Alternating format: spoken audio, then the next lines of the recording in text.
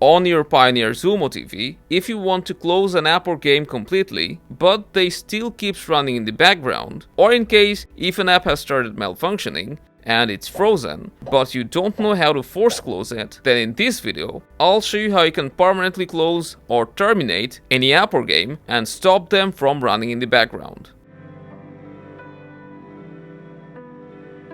As you can see here, I have YouTube and Netflix running in the background. Let's also open a game,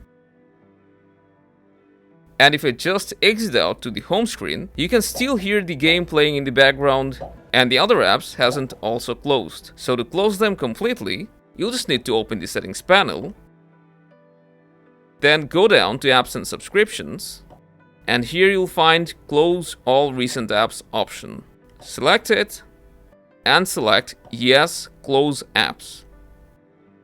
Then it will say all recent apps are closed and the background app sound has also stopped.